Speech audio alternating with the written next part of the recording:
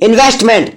हम इन्वेस्टमेंट शब्द का अर्थ अक्सर पैसों को बैंक, शेयर मार्केट या फिर म्यूचुअल फंड आदि में इन्वेस्ट करना ही समझते हैं, लेकिन हम इसके बारे में कम और छोटा सोचते हैं, क्योंकि इन सब के अलावा एक और विकल्प है जहां आप निवेश कर सकते हैं और जहां इन्वेस्ट करने से आपको भविष्य में 100% फायदा मिलेगा। यहाँ इन्वेस्ट करने से आप अपने जीवन में सिर्फ पैसा ही नहीं बल्कि बहुत कुछ हासिल कर सकते हैं। और यहाँ सिर्फ पैसा ही नहीं, समय, ऊर्जा, ध्यान, इन सभी को भी इन्वेस्ट किया जा सकता है। लेकिन ये वो विकल्प है जहाँ बहुत कम लोग ही इन्वेस्ट करते हैं, जबकि यहाँ आने वाले समय में फायदा बहुत अधिक होता है। और वो विकल्प, वो जगह कोई और नहीं बल्कि आप खुद हैं। इसे ध्यान से समझना बहुत जरूरी है, क्योंकि आप खुद में इन्वेस्ट करना सीख गए, आप समझ गए कि किस तरह खुद में इन्वेस्ट किया जाता है, तो आप अपने आने वाले जीवन में जो चीज चाहते हैं उसे हासिल करने की क्षमता रखते हैं। तो आइए जानते हैं 5 ऐसे तरीके जिनकी मदद से आप खुद पर इन्वेस्ट कर पाएंगे और अपने आने वाले भविष्य को बेहतर बना पाएंगे। पहला तरीका है समय को खुद पर निवेश करें। समय हमारे जीवन का बहुत महत्वपूर्ण धन है, लेकिन हम इसे सिर्फ आराम करने, मजे करने या फिर दूसरों पर बर्बाद कर देते हैं, जो कि हमें बहुत नुकसान पहुंचाता है। अपना अधिकतर समय कुछ नया सीखने और जितना आपको आता है उसे बेहतर बनाने में लगाएं। अपने समय को धन की तरह प्रयोग करें, क्योंकि समय का सही प्रयोग आपको बहुत बदल सकता है। दूसरा तरीका है कौशल पर काम करें, स्किल सीखें। जितना आपके पास कौशल रहेगा, आप जीवन में उसका प्रयोग उतना ही ज्यादा कर पाएंगे।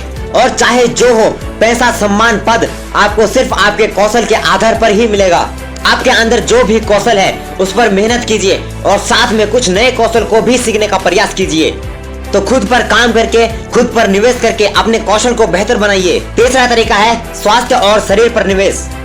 आपका कुछ नया सीखने और नया करने के लिए आपके स्वास्थ्य का अच्छा होना बहुत जरूरी है। इसके लिए आपको अपने खान पान और क्रियाकलापों पर काम करना चाहिए। जंक फूड को आज ही त्याग दीजिए। यह आपको आज ही अच्छे लगे, लेकिन आने वाले समय में यह आपको बहुत नुकसान पहुंचाते हैं। पैसा खर्च करने के बजाय इनसे बचे हुए पैसे को बेहतर खान पान में प्रयोग कीजिए, जिनसे आपको फायदा भी मिलेगा। हर दिन हल्की फुल्की कसरत कीजिए।